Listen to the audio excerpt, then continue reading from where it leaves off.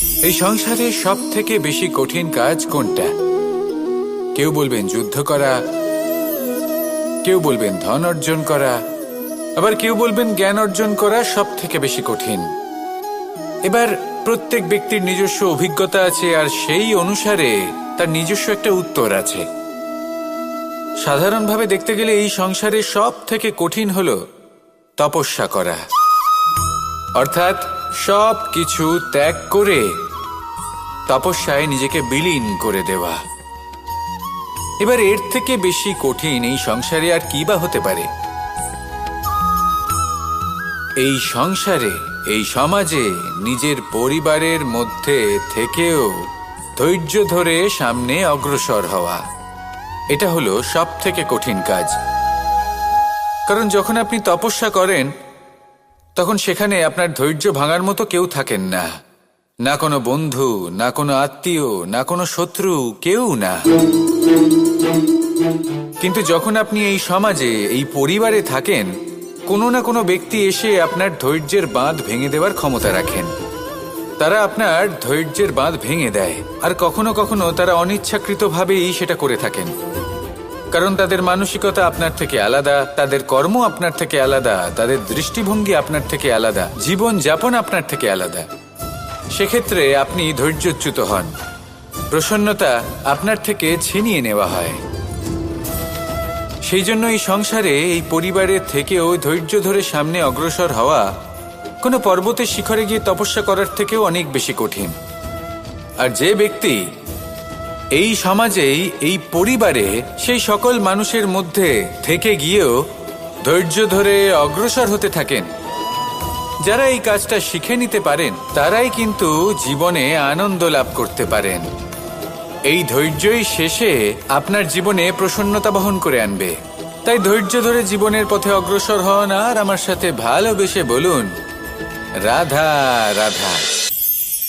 এই জীবনে তিনটি গুরুত্বপূর্ণ শব্দ আছে যা বোঝা আমাদের কাছে খুব গুরুত্বপূর্ণ, এবং এই তিনটি শব্দের নিজস্ব অর্থ আছে। প্রথম হলো সঙ্গবদ্ধতা, অর্থাৎ একসাথে মিলে কাজ করতে হবে, একসাথে মিলে পরিশ্রম করতে হবে, সামনে এগোতে হবে। এরকম করতে পারলে আপনার শক্তি বৃদ্ধি পাবে, আপনার ক্ষমতা বৃদ্ধি পাবে, আপনি এগোতে পারবেন এবং অনেক দূরে যেতে পারবেন। দ্বিতীয় হলো আত্মবিশ্বাস। হেরে যাওয়া বস্তুও আবার জিতে নিতে পারবেন। যদি আপনার নিজের আত্মবিশ্বাস থাকে তাহলে আপনি কখনো পরাজিত হবেন না। এবং তৃতীয় হলো অহংকার। জয়লাভ করার পরেও কিন্তু এটা আপনাকে পরাজিত করতে পারে। সেই জন্য জীবনে সঙ্গবদ্ধ হন, আত্মবিশ্বাস রাখুন, কিন্তু কখনোই অহংকার করবেন না। এই অহংকার আপনার থেকে সব কিছু কেড়ে নিতে পারে। এই অহংকারের জন্যই মথুরাপতি কংস নিজের পতনের দিকে অগ্রসর হয়েছিলেন। এই অহংকারকে ত্যাগ করুন, আর আমার সাথে ভালোবেসে বলুন, রাধা রাধা। আমরা যখনই কোনো গাছের চারা রোপণ করি তখন সবার আগে পরীক্ষা করে দেখি যে যেখানে আমরা চারা রোপণ করতে চলেছি সেখানকার মাটি আদৌ উর্বর কিনা, সেই মাটি সেই চারাকে বাড়তে সাহায্য করবে কিনা। যখন একটা চারা রোপণের আগে আমরা এত কিছু ভাবতে পারি, তাহলে কাউকে বিশ্বাস করার আগে আমরা কেন ভাবি না? জীবনে কখনো এই বিশ্বাসরূপী চারা কোথাও রোপণ করার আগে বোঝার চেষ্টা করুন যে যার ওপর আপনি বিশ্বাস করতে চলেছেন সে কি আদৌ আপনার বিশ্বাসের যোগ্য কি না। ভেবে দেখুন সেই ব্যক্তি ভবিষ্যতে গিয়ে আপনার বিশ্বাস ভাঙতে পারে কি না। এটাও ভেবে দেখুন যে যাকে আপনি বিশ্বাস করতে চলেছেন তাকে আপনি বিশ্বাস করলে নিজের জীবনের উদ্দেশ্যে আপনি অগ্রসর হতে পারবেন কি না।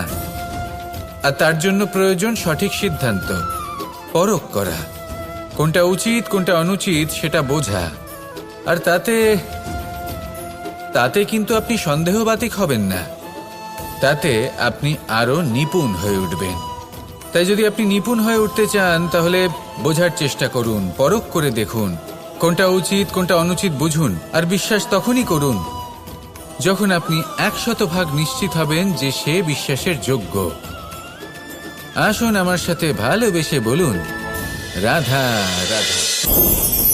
রাধা কখনো কখনো আমার জন্য বড়ই সুগন্ধি আতর নিয়ে আসে, পারিজাত ফুলের মালা নিয়ে আসে আমার প্রসাধন করবে বলে, এবং আমার সব থেকে বেশি প্রিয় মাখন নিজে হাতে বানিয়ে আনে আমাকে নিজে হাতে খাইয়ে দেবে বলে, সবকিছু আমাকে প্রসন্ন করবে বলে। কিন্তু আপনি কখনো ভেবেছেন যে এই আতর কিভাবে বানানো হয়? সহস্র ফুলের পাপড়ি একসাথে পিষে নিতে হয়, তারপরে তার থেকে যে রস নিঃসৃত হয় সেই রস দ্বারাই আতর তৈরি হয়। অনেক সংখ্যক ফুলকে অসীম যন্ত্রণা ভোগ করতে হয়, তবে তারা আমার প্রসাধন সামগ্রী হয়ে উঠতে পারে। দুধ থেকে মাখন তৈরি করার জন্য কতটা পরিমাণ মন্থন সহ্য করতে হয় সেটা আপনি জানেন। ঠিক সেই রকমই হলো আমাদের জীবনও। বিপদও আসে, কঠিন পরিস্থিতিও আসে, এর সম্মুখীন হতে শিখুন। মনে রাখবেন, আপনি হলেন সেই দুধ যাকে মন্থন সহ্য করতে হবে মাখন হয়ে ওঠার জন্য। মনে রাখবেন, আপনি হলেন সেই ফুলের মতন যাদের পিষ্ট হতে হবে সুগন্ধি আতর হয়ে ওঠার জন্য, যাকে এই সংসার পছন্দ করে। কখনো কখনো জীবনে আপনার সাথে খারাপ শুধুমাত্র এই কারণে ঘটে যাতে আপনার শ্রেষ্ঠ রূপ এই সংসারের সামনে আসতে পারে। শুধুমাত্র কঠিন পরিস্থিতি এবং বিপদকে একটা সুযোগ হিসেবে দেখার চেষ্টা করুন। আপনার জন্য এই সংসার বদলে যাবে, সংসারকে দেখার দৃষ্টিভঙ্গি পাল্টে যাবে, আপনার ভাগ্য পাল্টে যাবে, আর এই মন প্রসন্ন হয়ে বলবে, রাধা রাধা। পাশা নামক এই খেলাটি আপনারা নিশ্চয়ই খেলেছেন, না খেলে থাকলে দেখেছেন, আর যদি দেখেও না থাকেন তাহলে নিশ্চিত রূপে শুনেছেন। মহাভারতের এই মহাযুদ্ধ কোথাও না কোথাও এই পাশা নামক খেলার কারণে হয়েছিল। পাশার এই বিচিত্র খেলা, দান, এইসবের কারণে কেউ নিজের মাথায় রাজ মুকুট পরিধান করেছিলেন, আবার সেখানে পরাজিত হওয়ার জন্য কাউকে বনবাসও ভোগ করতে হয়েছিল। কিন্তু এই খেলা সমাপ্ত হওয়ার পরে সমস্ত ঘুঁটি আর এই পাশার ছক একই পুটলিতে স্থান পেল। এটাই হলো আমাদের জীবন। এই সংসারে আমরা জয় পরাজয়ের বিষয়ে এতটাই ভাবি, এত চিন্তা করি যে এই জীবনের খেলার আনন্দটাই উপভোগ করতে পারি না। আর অবশেষে কি হয়? কেউ জয়ী হন, কেউ পরাজিত হন, কিন্তু দুজনেই একই স্থানে পৌঁছে যান।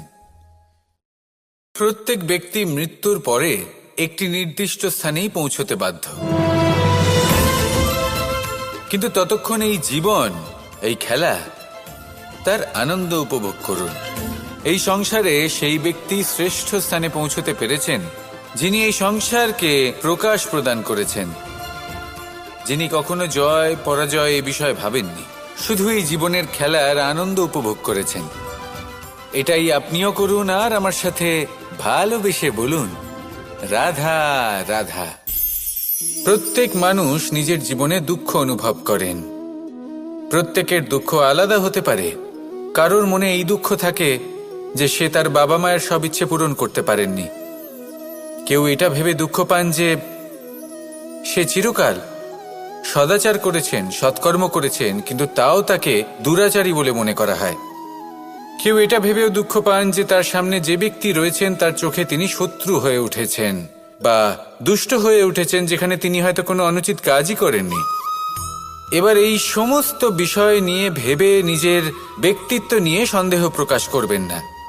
যদি নিজের ব্যক্তিত্ব নিয়ে কোনো সন্দেহ থেকে থাকে তাহলে কর্ম সংক্রান্ত প্রশ্ন করুন যে আপনি যা করেছেন তাতে কি উচিত ছিল, কি অনুচিত ছিল। যেটা প্রয়োজন সেটা এটা বোঝার যে আপনার অন্তর্মন, আপনার বিবেক আপনাকে কি বলছে, আর আপনার অন্তর্মন আর আপনার বিবেক আপনাকে যেটা করতে বলবে শুধু সেটাই করুন।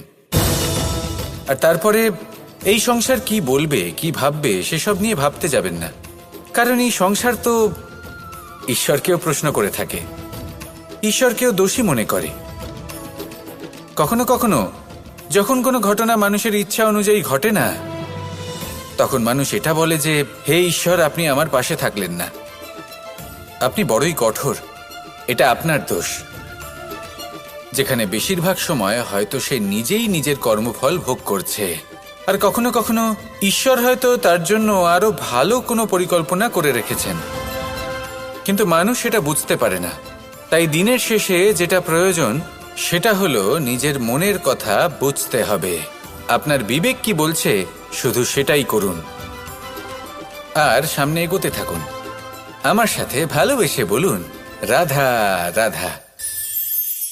পরিবর্তন, এটা হলো সৃষ্টির অমূল্য নিয়ম। এই সংসারে সবকিছু সময়ান্তরে পরিবর্তিত হয়, এই সময়ও পরিবর্তিত হয়। পরিবর্তন চিরকাল হয়ে এসেছে আর চিরকাল হতে থাকবে, কিন্তু এবার আমরা সেই পরিবর্তন কিভাবে লাভ করব যেটা আমাদের প্রয়োজন, যেটা আমরা চাই। আমরা জীবনে বিকাশ চাই। এই বিকাশ কিভাবে লাভ করতে পারি? এই প্রকৃতি কিন্তু আমাদের অত্যন্ত উত্তম উদাহরণ দিয়ে বুঝিয়েছে। একটি বিন্দুর উদাহরণ দিয়েছে যা ভবিষ্যতে একটা বিশাল নদীর আকার ধারণ করে।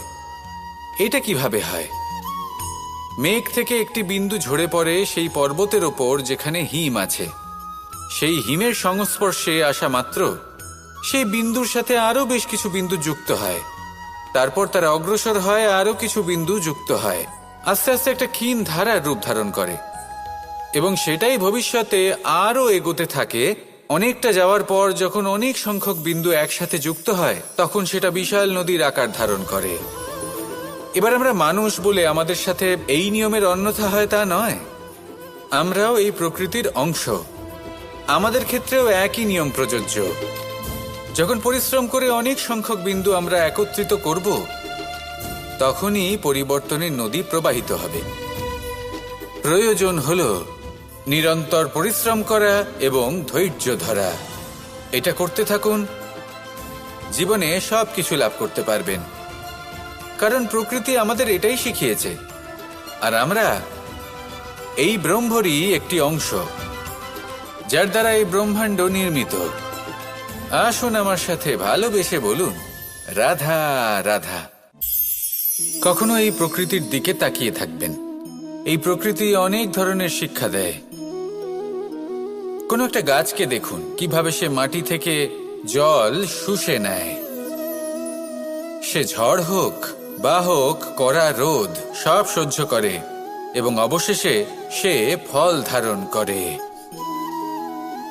আর সেই ফল উৎপন্ন করার পরে সে ফল কিন্তু সে নিজে গ্রহণ করে না, এই সংসারকে প্রদান করে, যাতে পশু পাখি মানুষ তারা এই ফল গ্রহণ করে শক্তিশালী হয়ে উঠতে পারে, সুস্থ থাকতে পারে। সেভাবেই নদী, সরোবর এরা নিজেরাও কিন্তু নিজেদের জল গ্রহণ করে না, মাটিকে প্রদান করে, পশু পাখিকে প্রদান করে। সূর্য নিজেও নিজের জন্য প্রজ্বলিত হয় না, সে প্রকাশ ছড়িয়ে দিতে চায় আমাদের সবার কাছে, সে আলো পৌঁছে দিতে চায়। এই প্রত্যেকের কর্মে পরমার্থ নিহিত আছে, আর সেই জন্যই এদের সকলকে পুজো করা হয়। তাই মনে রাখবেন, আপনার কাছে জীবন যাপনের অতিরিক্ত যা কিছুই আছে তা পরমার্থের জন্য। তাহলে তার সদ্ব্যবহার করুন আর আমার সাথে ভালোবেসে বলুন, রাধা রাধা। আমরা প্রত্যেকেই অবশ্যই এমন সময় দেখেছি যখন অনেকগুলো সমস্যা একসাথে আমাদের জীবনে এসে পড়ে। সমস্যা আমাদের প্রত্যেকের জীবনেই থাকে। আমরা তার সমাধান খুঁজতে চেষ্টা করি, কখনো সমাধান খুঁজে পাই, আবার কখনো যতই চেষ্টা করি না কেন কোনো সমাধান খুঁজেই পাই না। আর যখন এটা হয় তখন মানুষ অত্যন্ত বিচলিত হয়ে পড়েন। নিজের আত্মীয় স্বজন, নিজের বন্ধু বা সংসার এদের ওপরে এই দোষ চাপিয়ে দেন যে এদের জন্যই এই সমস্যা এসেছে। এবার যদি আমি আপনাকে কোনো পরামর্শ দিই তাহলে এটাই বলবো যে দৃষ্টিভঙ্গি পাল্টে দেখুন। এই দৃষ্টিভঙ্গি দিয়ে দেখুন যে এই সংসারে যে সমস্যায় আসুক না কেন তার জন্য কেউ দোষী নয়, না আপনি না অন্য কেউ। এই পুরো খেলাটাই আপনার মানসিকতা, আপনার দৃষ্টিভঙ্গির, আপনার মনের। কিভাবে বোঝাচ্ছি? যখন আমাদের মন শক্ত থাকে তখন কঠিন থেকে কঠিনতর পরিস্থিতিও আমাদের জীবনে খুব বেশি হলে প্রতিস্পর্ধা হয়ে থেকে যায়। সেখানে যদি আমাদের মন দুর্বল থাকে, তখন অল্প কঠিন পরিস্থিতিও আমাদের কাছে খুব বড় সমস্যা হয়ে যায়, তাই না? একটা শক্ত মন কঠিন পরিস্থিতিকে প্রতিস্পর্ধা হিসেবে দেখে আর তার মধ্যে ওটা সুযোগ খুঁজে নেয়। আমাদের শুধু এটাই করতে হবে। এই সংসারে অন্য কাউকে দোষী মনে করলে আপনার সমস্যা দূর হয়ে যাবে না। সেই জন্য এই সংসারকে দোষ দেওয়ার বদলে এই সমস্যার মূলে চলে যান, সেটাকে বুঝুন, নিজের এই মনকে শক্ত করে তুলুন। যদি আপনার মন শক্তিশালী হয়, তাহলে এই সংসারে অনেক বড় বড় কঠিন থেকে কঠিনতর পরিস্থিতিও যদি আসে, আপনার জীবনে যতই বড় বড় সমস্যা আসুক না কেন, আপনার লক্ষ্য লাভে বাধা দিতে পারবে না। আসুন আমার সাথে ভালোবেসে বলুন, রাধা রাধা। আমরা সবাই পাথর দেখেছি, পর্বতও দেখেছি, শুকনো পাতাও দেখেছি, শ্যামল বনানীও দেখেছি। কখনো ভেবেছেন পাথরের অস্তিত্ব কিন্তু ততক্ষণ পর্যন্ত যতক্ষণ সে পর্বতের গায়ে আটকে থাকে। যখন সেই পর্বত থেকে সেই পাথর ভিন্ন হয়ে যায় ও নিজের অস্তিত্ব হারিয়ে ফেলে। আস্তে আস্তে কখনো পাথর কেটে বা কখনো পিষ্ট হয়ে সেই পাথর আস্তে আস্তে মাটিতে পরিণত হয় এবং পূর্ণরূপে নিজের অস্তিত্ব হারিয়ে ফেলে। এটাই পাতার সাথেও হয়। এই পাতা যতক্ষণ গাছের ডালের সাথে যুক্ত ততক্ষণ তার অস্তিত্ব থাকে। যখনই ডাল থেকে বিচ্ছিন্ন হয়, সেও নিজের অস্তিত্ব হারিয়ে ফেলে। আর এটাই আমাদের সাথেও হয়। যতক্ষণ আমরা নিজেদের আপনজনের সাথে যুক্ত থাকি, আমাদের অস্তিত্ব বজায় থাকে। যখন আপনজনদের সাথে সম্পর্ক ছিন্ন করি, তখন আমরাও আমাদের অস্তিত্ব হারিয়ে ফেলি। এবার এই সংসারের প্রত্যেক ব্যক্তি স্বতন্ত্র থাকতে চান, আর অনেক ব্যক্তি স্বতন্ত্র থাকবেন বলে আপনজনদের দূরে করে দেন আর তাদের সাথে এই সম্পর্ক ছিন্ন করেন। এটা কি সত্যি প্রয়োজন? আপনজনদের সাথে সম্পর্ক ছিন্ন করে নিজের অস্তিত্ব হারিয়ে ফেলা প্রয়োজনীয়, নাকি আপনজনদের সাথে সম্পর্ক বজায় রেখে নিজেদের স্বতন্ত্র করে রাখা সেটা আবশ্যক? নির্বাচন আপনারই। আসুন আমার সাথে ভালোবেসে বলুন, রাধা রাধা। আপনি কি কখনো নৌকা যাত্রা করেছেন? করে না থাকলেও নিশ্চয়ই দেখেছেন যে এই জল যা নিজের অন্তরে সব কিছু সমাহিত করে নিতে পারে, এই নৌকা সেই জলের ওপরেই ভেসে থাকে। নদীর স্রোত কাটিয়ে সে সামনে অগ্রসর হয়। কিন্তু যদি এই নৌকায় কোনো ছিদ্র হয়, তাহলে কিন্তু সেই নৌকা ডুবে যাবে। আর এতে কোনো তফাৎ হবে না যে সেই ছিদ্র ছোট নাকি বড়, নৌকা ডুবে যাবে। এই ছিদ্র হলো আমাদের জীবনে আমাদের অপগুণ, আমাদের দোষ, আমাদের বিকার। কখনো এটা ভাববেন না যে এই দোষ খুবই ছোট, এতে কিছুই যাবে আসবে না। না, সেই ছোট দোষ, সেই ছোট বিকার যদি সেটাকে শুধরে না নেন, তাহলে সেটা আপনাকে আপনার পতনের দিকে নিয়ে যাবে। শেষ পর্যন্ত এটা আপনার ওপর নির্ভরশীল যে আপনি কি চান। আপনার জীবনের এই নৌকা এভাবেই ডুবে যেতে দেখবেন, নাকি নিজেকে শুধরে নিয়ে সেই নৌকার সেই ছিদ্রটাকে ভরিয়ে তুলতে চাইবেন? নির্বাচন আপনার। আসুন আমার সাথে ভালোবেসে বলুন, রাধা রাধা। জল জলই পৃথিবীতে বেঁচে থাকার জন্য আবশ্যক তো বটেই, কিন্তু এই জল আমাদের একটা অত্যন্ত গুরুত্বপূর্ণ শিক্ষা প্রদান করে। কখনো এই জলকে দেখেছেন? যে পরিস্থিতিতেই এই জল প্রবাহিত হোক না কেন, এর উপর যা কিছুই প্রভাব থাকুক না কেন, এর পথে যতই বাধা আসুক না কেন, তার মধ্যে থেকে ও নিজের পথ ঠিক বের করে নেয়, কিন্তু নিজের প্রবাহ থামতে দেয় না, ক্রমাগত অগ্রসর হতে থাকে। সেরকমই একটা শিক্ষা যেটা আমরা জল থেকে পেয়ে থাকি, তা হলো এটা: আমরা যখন জলের দিকে তাকাই, তখন আমরা নিজের প্রতিবিম্ব দেখি, স্পষ্টভাবে দেখতে পাই। কিন্তু তখনই দেখতে পাই যখন এই জল শান্ত থাকে, স্থির থাকে। যদি এই জল অশান্ত হয়ে থাকে, স্থির না হয়, তাহলে আমরা এতে নিজের প্রতিবিম্ব দেখতে পাই না। এটাই আমাদের মনের সাথেও হয়ে থাকে। যখনই জীবনে কোনো সংকট আসে, যদি আমরা শান্ত মনে, স্থির মনে সিদ্ধান্ত নিই, তাহলে সেটা এমন একটা শীতল সিদ্ধান্ত হবে যেটা আমাদের ভবিষ্যৎকে একটা শ্রেষ্ঠ স্থানে নিয়ে যাবে।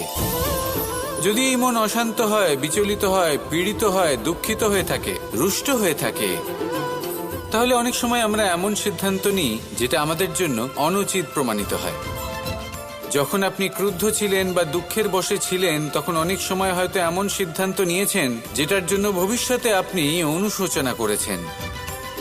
এবার দেখুন, এই আবেগগুলো থেকে আমরা পালাতে পারবো না, কিন্তু এই আবেগগুলো আপনার উপর কতটা প্রভাব ফেলবে সেটা আমরা অবশ্যই ঠিক করতে পারি। এই মনকে আমরা নিয়ন্ত্রণ করতে পারি। এটাই করুন, চিন্তা করুন, এই মনকে শান্ত রাখুন, স্থির হতে চেষ্টা করুন, আর তারপরে সিদ্ধান্ত নিন। আসুন আমার সাথে ভালোবেসে বলুন, রাধা রাধা। এই সংসারে ভৌতিক বস্তুরও নিয়তি আছে। যারাই এই সংসারে আসে বা উৎপন্ন হয়, তারা কিছুমাত্র সময় পর্যন্তই এখানে থাকতে পারে, আর তারপরে সেও লুপ্ত হয়ে যায়, অর্থাৎ সে নিজেও এই পঞ্চমহাভূতে সমাহিত হয়ে যায়।